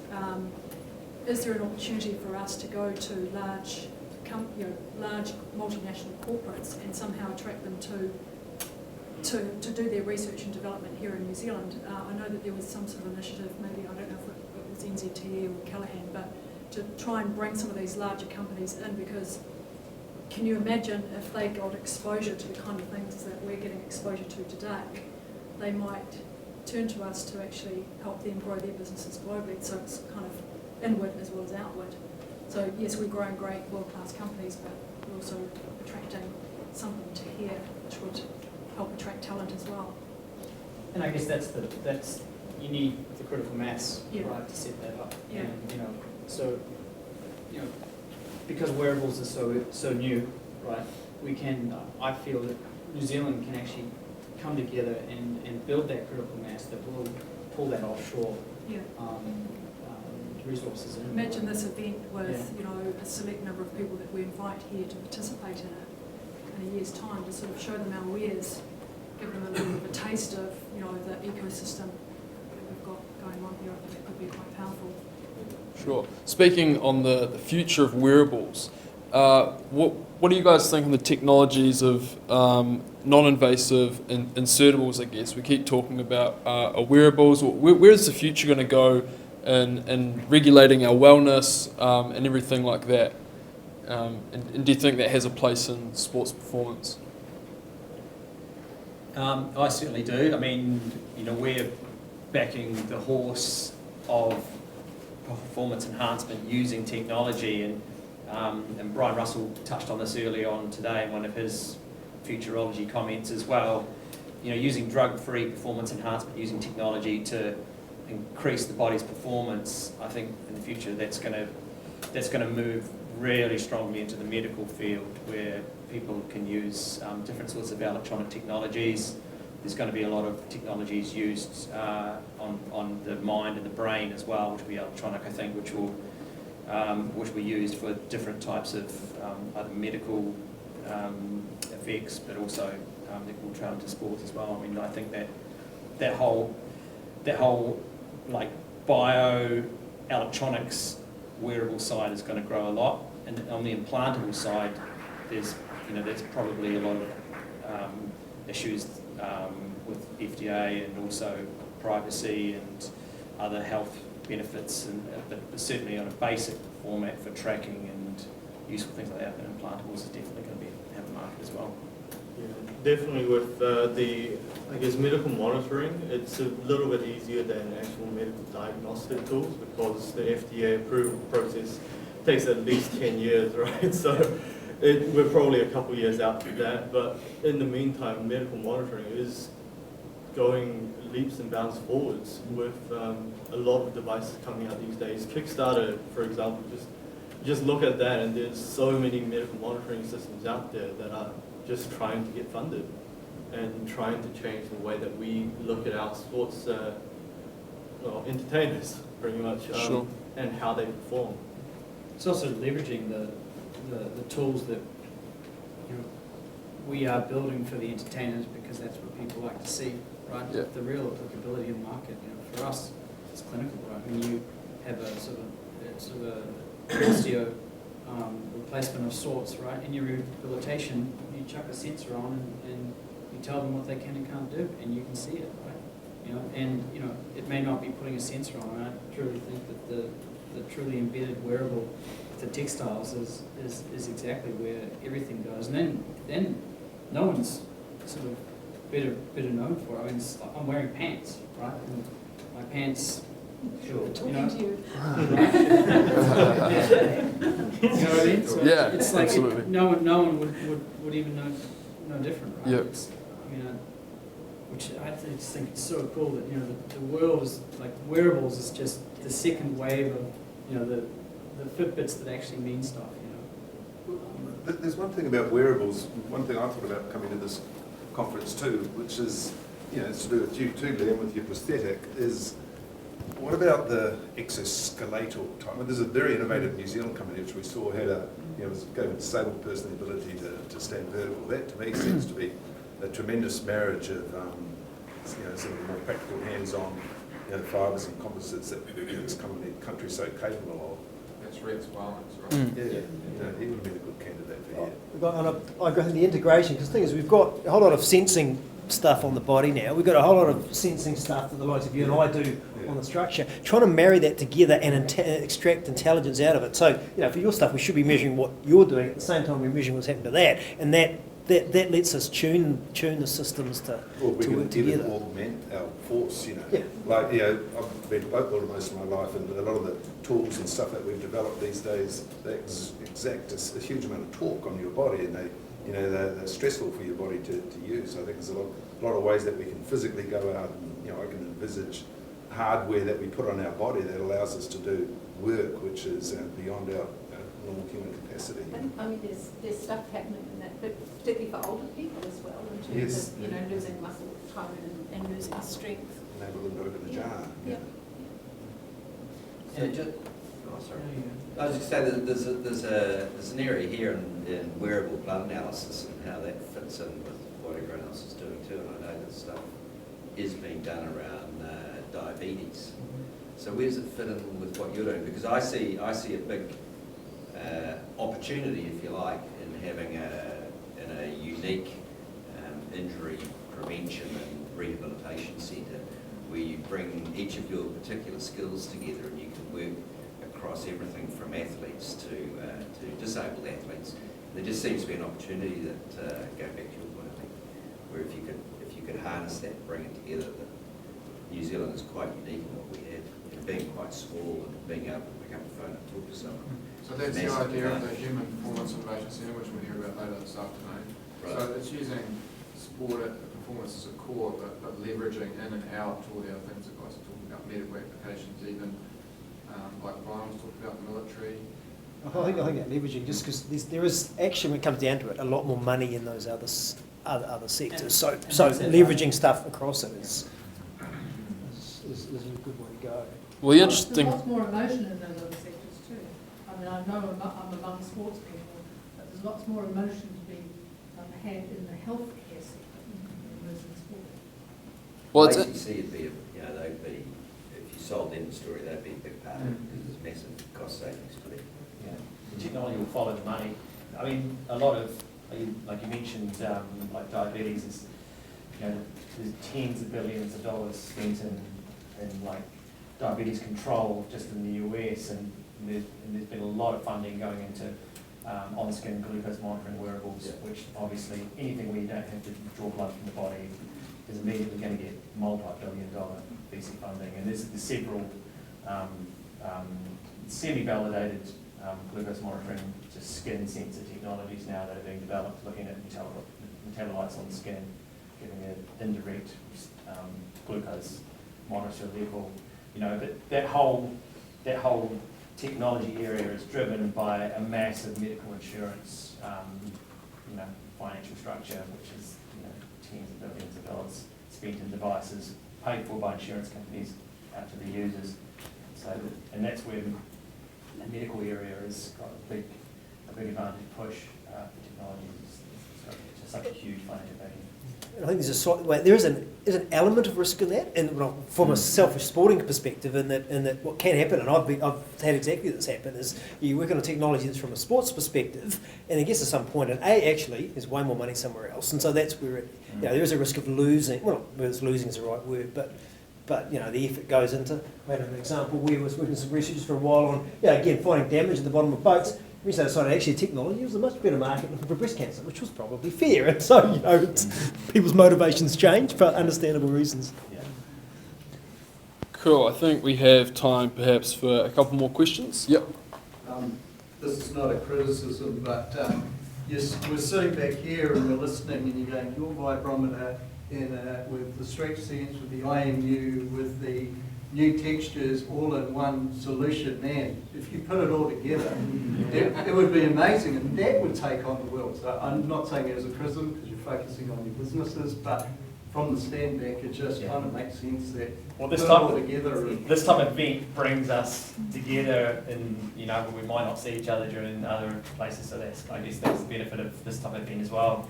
Is that, and that's where you can be New Zealand taking on amplify the technology we're doing.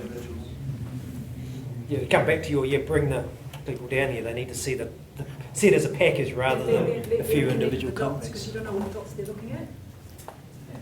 I was just wondering if you think there is also, to have a centre of excellence and be seen internationally as being that, do we need to retain some manufacturing in New Zealand? Whereas a lot of the products and things we see is manufactured offshore. I think that's a really interesting point. That's our interest with our lab in terms of having those technologies of production, because I think that that's part of the scaling problem as well, isn't it? And obviously for small wearables it's perhaps not such a big problem, but when you start getting demands for products and capacity, I think that's that sort of shift. And I suppose that's why it's, we were really lucky with the textile lab because we got funded 10 years ago for a set-up grant that actually funded CapEx, whereas actually a lot of R&D grants don't fund that anymore. And it's been interesting because with those whole knit machines, for example, now New Zealand's got the greatest investment per capita in that technology. It's all for the luxury, possum, mohair knit market. But having that technology in the country for people to come in and use, and for us to work with them on R&D, has been really useful in terms of building keeping another industry going as well. So I think there is an issue there in terms of those processes. And I remember a presentation actually by one of your partners on MyVault in terms of talking about actually how you get that sort of technology manufactured and the quite complex process that you'd have to go through to find somewhere to manufacture it, because there are these issues of putting these different sorts of technologies and approaches together. So I think it is a big issue. I think the other one is IP relates to that. I guess I'm just meaning that you engage a manufacturer and you're getting them to assemble and do everything offshore, then they have all that understanding and knowledge, and you don't have any control of that. Whether you do spend the money on patenting or not. Cool, yes sir. Liam, thanks. For those of you who haven't met, I'm Brett O'Reilly, the CEO of AT. It's great to hear the discussion today, because I think when we started this process about 3 years ago, one of our challenges was, what is this sector? Because sport as a sector, as an economic sector, didn't exist. And still doesn't actually exist in the way that you're talking about, in the classifications, because it tends to be quite a broad measurement. And so, a big part of these events and having your input, which is so greatly appreciated, is helping us define that. I've got an investment attraction task force meeting this afternoon with other government agencies, and it's kind of looking at what are the sweet spots for New Zealand to be able to leverage off. So the fact that we've been able to coalesce people together and coalesce this is fantastic, because if you look at the work that's been done in composites, you'd say that one of the spin-offs from America's Cup Composites is Rocket Lab. Yep. Because Peter's key advantage is that he can push lightweight but incredibly strong rockets into space. Touch wood. That are orders of magnitude cheaper. So would we define that as a sports industry? Absolutely not. But it just shows you the power of that capability and the leverage. Well, it's a capability and credibility, just like you said. That if you want to take composite stuff from New Zealand and sell it, you can, because people go, oh, okay, New Zealand, right? We have a reputation. Yeah, no, the yachting industry has definitely helped publicise our composites capacity. But New Zealand's had it for many years. It's a shame that New Zealand hasn't emphasised that side of it more, because we should be taking it up. Whether we're building bridges or houses or prosthetics, or, just it's the future of construction. Yeah, I think it's a danger when you look at things in silos. In silos, where actually the power, and so much of the power of New Zealand's innovation system is when you operate horizontally, and when you're small like we are, you can actually do that and achieve a hell of a lot together, just by sharing the ideas that this would be. Well done. Cool. And I think that wraps up the materials workshop. A big round of applause for all of our